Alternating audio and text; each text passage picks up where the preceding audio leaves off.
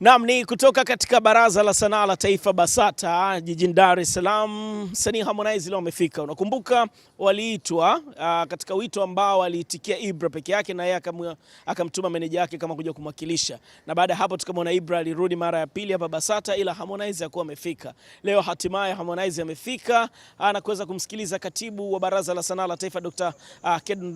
Kedmon Mapana ambaye amezungumza na Harmonize, na uzuri Harmonize baada ya kutoka tuko naye tutamsikia. Kumbuka mara ya mwisho Harmonize kuzungumza kuhusiana na swala la Ibra aliongea kwenye video ambayo aliposti mtandaoni kwamba amemsamehe na Ibra yuko free kwa ajili ya kuweza kuendelea na shughuli zake nyingine za kisanaa, na mtu yote anaweza akamsupport. Kama kuna show kuna nini, basi Ibra alikuwa ameruhusiwa tayari kuwa free na kuendelea na shughuli zake. BASATA wao wanasemaje? Utakumbuka niliwasiliana na katibu akasema hatakuwa na neno mpaka atakapokutana na Harmonize. Harmonize amefika leo. Msikilize Harmonize. Video Vidox, AyoTV Entertainment. Nothing much. Zaidi tu ya ku hand over. Unajua vitu vikishakuwa kwenye social medias, kila mtu anakuwa na mtazamo wake. As a person, as an artist, kwa jukumu langu kuweka msimamo wangu kwamba what's going on. Lakini pia BASATA as serikali na nafasi yake pia. So siku zote nilikuwa nimeomba utulivu, then nitakapopata muda sahihi, pressure ikishashuka, kila mtu anaelewa what's going on, then ni wajibu wangu kuja BASATA kama walezi wetu. Ni wajibu. Sawa, ulizungumza kwenye mitandao na uliposti ile clip ambayo pia ukionyesha kwamba hauna noma sasa na Ibra na umemsamehe kuhusiana na kile ambacho trends zilikuwa stories zimekuwa ni mingi. Labda pengine tuambie kwa sababu final umefika BASATA, mmemaliza vipi yani? Mimi nishamaliza siku nyingi, lakini kama nilivyoeleza kwamba BASATA ni baraza letu la sanaa la suluhisho la taifa, so ni wajibu kufika BASATA na kueleza kama walezi wetu, lakini msimamo wangu ni ule ule, nishachana na hivyo vitu na I wish him all the best. Unajua kuna kauli wanasemaga utavuna ulichopanda na sio utavuna ulipopanda. Kuvuna ulipopanda ni kutaka kwa kuwa umeinvest pesa kwa msanii basi upate pesa kwa msanii.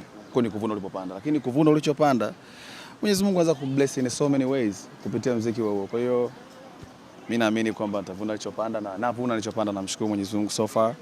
As you see gang we shining, convo kama hizo ni riziki Mwenyezi Mungu atubless in so many ways. So sitaki nizungumze wewe kama malalamiko, vitu tushamaliza navyo, so kuja BASATA kwa ajili ya kuhandover vitu vingine timu yangu ita handover, lakini pia BASATA kama walezi wetu walikuwa na haja ya kujiridhisha kwamba kila kitu kiko sawa, na kwa kuongezea tu, unajua binadamu yeyote at the end of the day we need a peace of mind.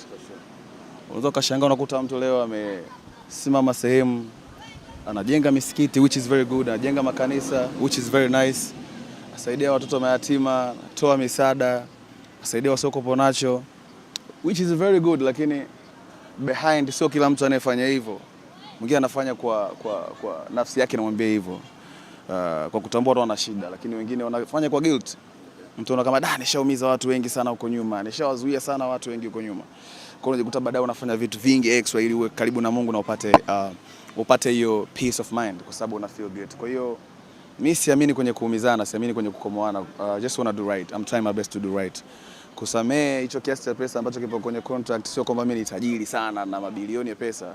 A dream was wote tuweze ku make it kwa pamoja, lakini kama Mwenyezi Mungu hajapanga huko, mimi atani bless in so many ways. So he is my brother, na nilikuja hapa ku handover na kusikiliza BASATA na BASATA sikilize msimamo wangu, lakini ni ule tuna vitu vingi vya kufanya. Haisingependeza kuja hapa kama kushindana. I'm so happy leo nimekuja hapa kwa ajili ya ku handover vitu vya mdogo wangu as a CEO wa kampuni, na hamna kitu kingine cha ziada. Imekuwa ni official mmeterminate kwa maneno ama ni kwa maandishi?